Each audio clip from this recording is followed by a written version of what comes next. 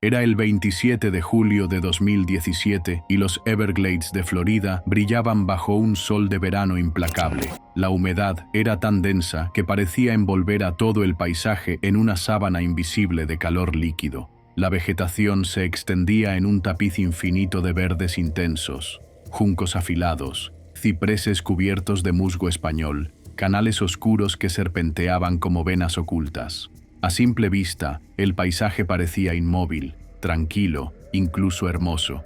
Pero bajo esa superficie vibraba una energía antigua, silenciosa, cargada de vida y muerte. Warren Elkins, un ingeniero civil recién jubilado, se encontraba en el corazón de este ecosistema único con su nueva cámara digital colgada al cuello. A sus 67 años había pasado 4 décadas diseñando autopistas y puentes en Ohio. Pero la fotografía, especialmente la de fauna silvestre, había sido su pasión secreta durante años. Ahora, sin compromisos laborales, tenía tiempo para perseguir esa pasión. Se había unido a un foro en línea de fotografía de vida salvaje donde compartía técnicas, locaciones y anhelaba recibir reconocimiento por sus capturas. Las publicaciones recientes del foro hablaban maravillas de los Everglades. Era verano y los niveles de agua bajaban drásticamente, obligando a los animales a concentrarse cerca de los canales y pozas restantes. Esto generaba oportunidades fotográficas únicas y peligrosas. Los depredadores como los caimanes se volvían más territoriales, más agresivos, más rápidos para defender lo poco que quedaba. Warren lo sabía. Había leído los riesgos, pero en su mente el riesgo era controlable. El plan era sencillo: encontrar un caimán tomando el sol, mantenerse a una distancia prudente, montar el trípode y capturar la imagen perfecta. Algo digno de portada, algo que por fin lo hiciera destacar entre los fotógrafos más experimentados del foro. Después de una hora caminando por un tramo apartado del canal, lo vio. Un caimán enorme, de al menos 3 metros, inmóvil sobre la orilla opuesta, con la mandíbula cerrada y los ojos entornados bajo el sol abrasador. Era perfecto. Warren encontró una sección del vallado destrozado por una tormenta reciente y se deslizó con cuidado, sin saber que ese acto marcaría el comienzo de sus últimos minutos de vida. Montó el trípode a unos 6 metros del borde del canal, ajustando su lente, revisando la luz, concentrado. Tomó varias fotos. Luego se agachó, giró la pantalla de la cámara y se preparó para una selfie. Quería incluir al caimán al fondo, como un testimonio silencioso de su cercanía, de su valor, de su técnica. No sabía que un segundo caimán, oculto bajo el agua a menos de 3 metros de su posición, lo había estado observando desde hacía minutos. Camuflado por el agua turbia, cubierto de algas, inmóvil como una estatua viviente. Hasta que Warren cambió de posición, extendió el brazo y levantó la cámara. El caimán emergió del agua como una explosión viva. No hubo tiempo para reacción. Su cuerpo de 300 kilos salió disparado hacia la orilla. Sus mandíbulas se abrieron revelando más de 60 dientes afilados como cuchillas. El impacto fue brutal. Atrapó la pierna de Warren justo encima de la rodilla, aplastando hueso, desgarrando músculos, rompiendo arterias. El grito de Warren resonó por el pantano, desgarrador, agudo, y luego fue tragado por el sonido del agua agitándose. El reptil inició su característico giro de la muerte, girando con fuerza mientras sujetaba la pierna del hombre. Warren fue arrastrado al canal en segundos. No pudo ver. No pudo respirar. El lodo se mezcló con su sangre mientras el caimán reposicionaba sus mandíbulas una y otra vez, mordiendo su torso, su espalda, su cuello. Un grupo de turistas que se encontraba en un mirador distante escuchó los gritos. Algunos vieron el agua salpicando violentamente, como si algo gigante se revolviera bajo la superficie. Llamaron al 911, pero ya era tarde. 3 horas más tarde, buzos especializados encontraron el cuerpo de Warren a unos 50 metros del lugar del ataque. El informe forense confirmó que murió por pérdida masiva de sangre y múltiples mordidas. La zona fue cerrada temporalmente. El parque reforzó cercas, instaló nuevas señales con advertencias gráficas y endureció las patrullas. Pero nada de eso trajo de vuelta a Warren, cuya última fotografía fue recuperada de la tarjeta de memoria.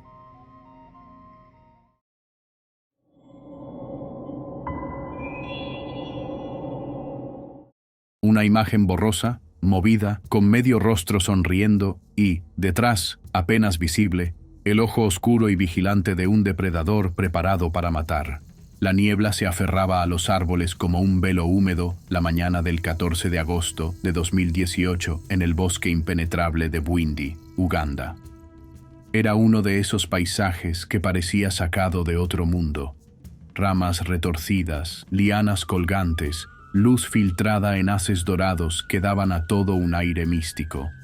Este bosque era uno de los últimos refugios del gorila de montaña y cada visitante lo sabía. Entrar allí no era una excursión más, era una experiencia casi sagrada. Nolan Carrion, de 34 años, sostenía su cámara con la actitud confiada de quien cree que sabe más que los demás. Consultor de viviendas sostenibles y bloguero de ecoturismo, se unió a una expedición para ver gorilas como parte de su experiencia africana auténtica. Su blog no era masivo, pero él lo trataba como si lo fuese. Compartía consejos, corregía a guías, citaba estudios científicos sobre comportamiento de primates y nunca perdía oportunidad de recordar a los demás que él no era un turista cualquiera. Ese día, el grupo de 8 visitantes siguió a 2 guías experimentados por senderos estrechos durante varias horas. El destino era la familia de gorilas Rush Gura, liderada por un silverback llamado Mima. Los guías habían reiterado las reglas: mantener una distancia de 7 metros, evitar contacto visual directo, agacharse para parecer menos amenazante, no hacer ruidos. Pero Nolan, con su arrogancia disfrazada de conocimiento, creía tener una conexión especial con los animales, una confianza peligrosa. Tras 20 minutos observando a los gorilas, algunos alimentándose, otros recostados en la hierba, Mima emergió del bambú. Su imponente figura parecía esculpida en piedra viva, más de 180 kilos de músculo, su lomo plateado brillando bajo la luz tenue. El grupo contuvo la respiración. Nolan, sin embargo, se levantó. Sostuvo su teléfono en alto para tomarse una selfie panorámica con el gorila al fondo. El guía le susurró con urgencia que se agachara. Nolan lo ignoró con un gesto. Para atraer la mirada del gorila, hizo un chasquido con la lengua. Fue un error fatal. Mima alzó la cabeza y fijó la vista en el humano erguido. En la sociedad de gorilas, esa postura no es curiosidad, es un desafío. El silverback se irguió, golpeó su pecho con fuerza. El sonido era como un tambor de guerra retumbando en la selva. Los otros gorilas huyeron. Nolan intentó agacharse, pero ya era tarde. Mima cargó con una velocidad inhumana. 3 pasos bastaron para cubrir la distancia.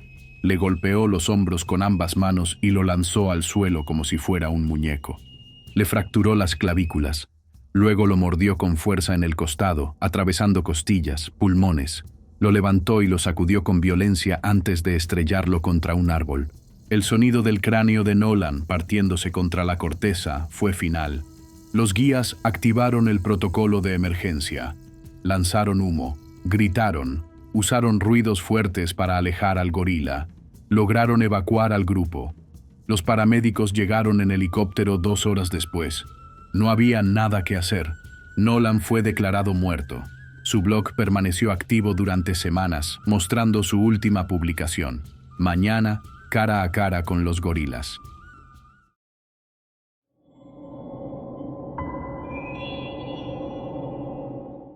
El 12 de agosto de 2019, el cielo sobre West Glacier, Montana, tenía un azul limpio e inmenso.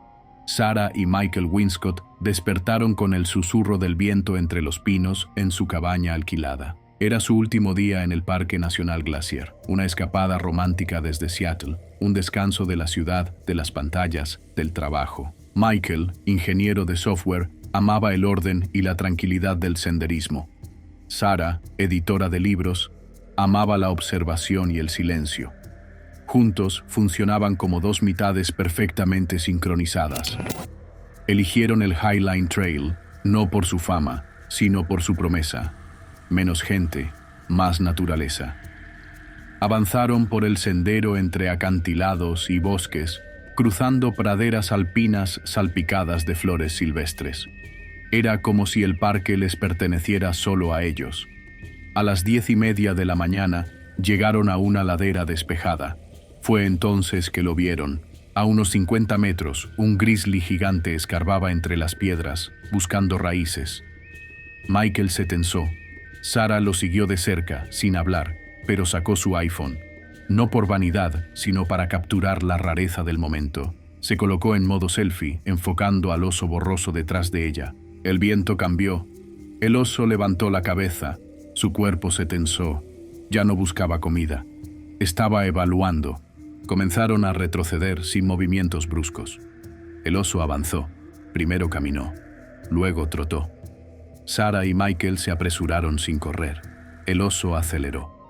Cuando se dieron cuenta, el grizzly ya estaba a unos 20 metros. El sendero se estrechaba, un barranco a un lado, matorrales al otro. Entonces, el oso cargó. Sarah tropezó. El oso la alcanzó, la golpeó con una garra que desgarró su espalda, la tiró al suelo y la mordió en el torso.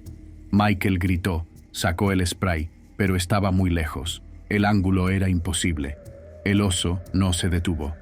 Michael corrió, el corazón en la garganta. Miró atrás y vio cómo el oso mordía a Sarah una y otra vez.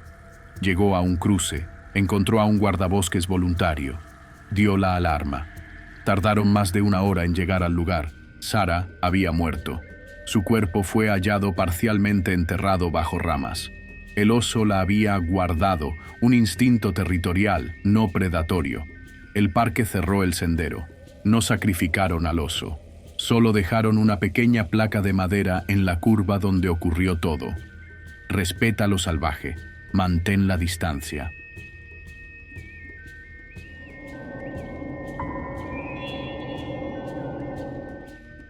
Era el 23 de septiembre de 2023 y el Zoológico Nacional de Delhi estaba lleno de visitantes cuando Maqsood Singh, un joven perturbado y silencioso, cruzó una línea invisible que separa la curiosidad de la locura.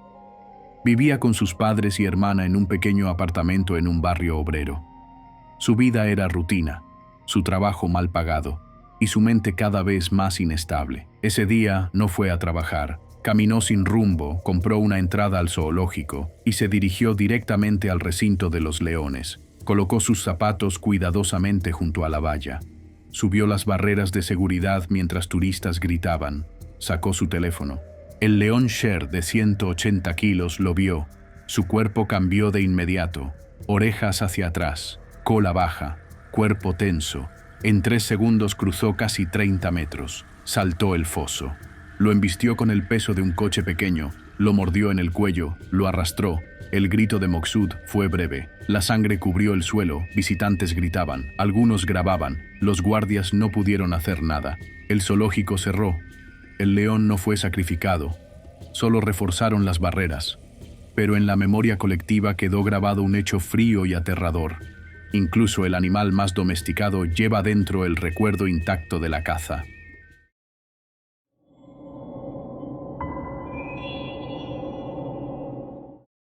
El 12 de marzo de 2015, el sol del mediodía caía con fuerza sobre las onduladas llanuras de Texas Hill Country.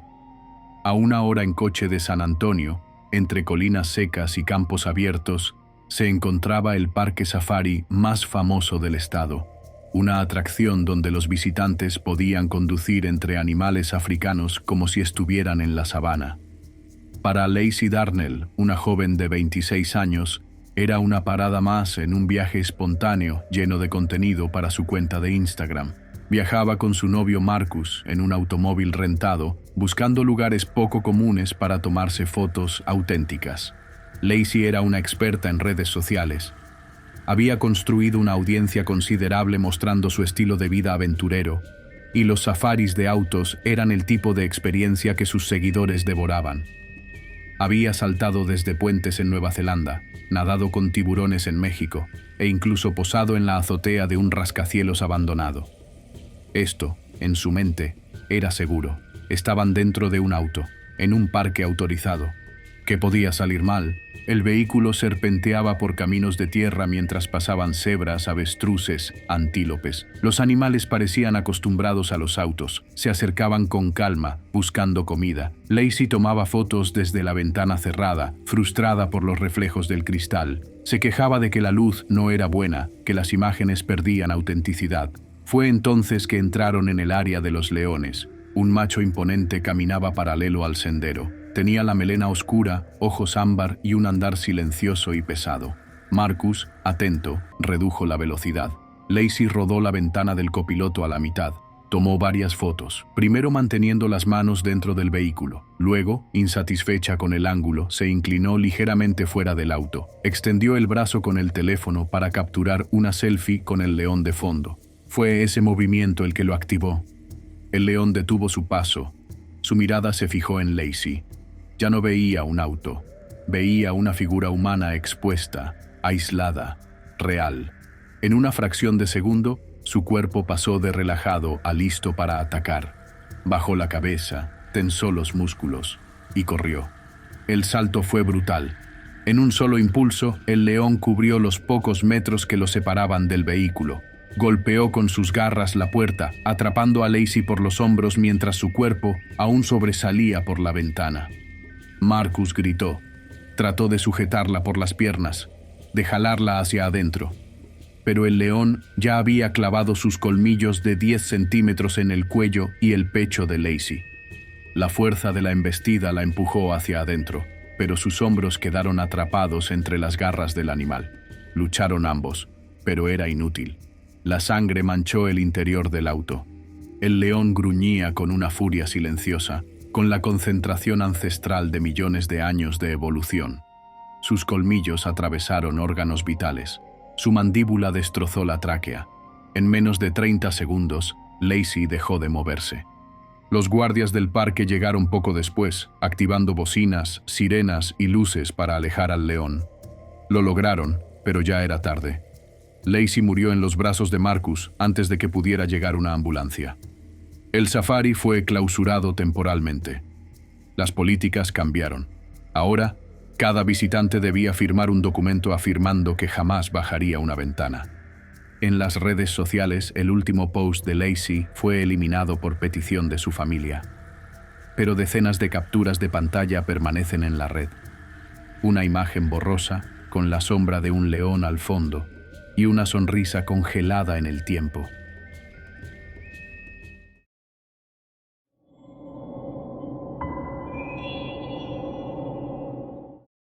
Era el 15 de octubre de 2016, y el Bosque Nacional Flathead, en Montana, mostraba su versión más gloriosa del otoño.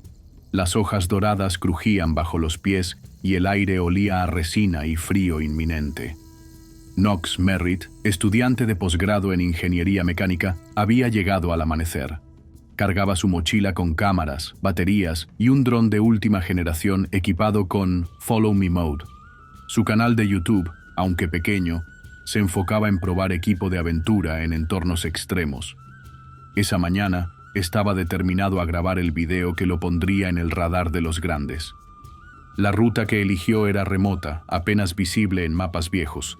Quería aislamiento, quería belleza salvaje, quería la toma perfecta. Subió colinas, cruzó arroyos y al cabo de 2 horas encontró el escenario ideal, un claro abierto con montañas al fondo, cubierto de arbustos de bayas. Allí, sin saberlo, compartía espacio con una madre oso grizzly y sus 2 cachorros. Los osos estaban forrajeando a unos 200 metros. Knox los vio primero, no con miedo, sino con euforia. Esto era oro visual. Ajustó su dron, lo lanzó al cielo y comenzó a caminar en dirección opuesta, con el aparato flotando sobre él, siguiéndolo. Se posicionó con los osos al fondo, viendo la imagen en la pantalla del control. No notó el cambio de viento. El aroma humano viajó hasta la osa. Ella se detuvo. Olfateó el aire. Se alzó sobre sus patas traseras. Vio a Knox. Evaluó la distancia. Sus cachorros, por instinto, treparon a un árbol cercano. Ella bajó y sin sonido comenzó a correr. Knox estaba mirando su pantalla cuando escuchó el crujido de ramas detrás. Giró, y en ese instante, la osa emergió de la maleza como una locomotora de carne y garras. El impacto lo lanzó al suelo. Sintió que su hombro se dislocaba, pero el verdadero terror vino después. La osa lo mordió en el torso. Sus colmillos atravesaron costillas. Lo levantó con la mandíbula. Lo sacudió. Knox gritaba, pero la sangre ya llenaba su boca. Intentó gatear. La osa lo alcanzó de nuevo, mordiendo su columna. Su cuerpo se convulsionó y luego quedó inerte. El dron, aún en el aire, grabó la escena completa hasta que su batería murió. 3 días después, los guardaparques lo encontraron siguiendo la señal GPS del dron. Su cuerpo estaba cubierto de heridas, fracturas múltiples, órganos perforados, mordidas en el cuello y la espalda. El informe concluyó que se acercó demasiado a una osa con crías. Ella solo respondió como lo dictaba la naturaleza. Su canal de YouTube fue dado de baja por la familia. El último video, subido automáticamente, era una reseña del mismo dron que grabó su muerte.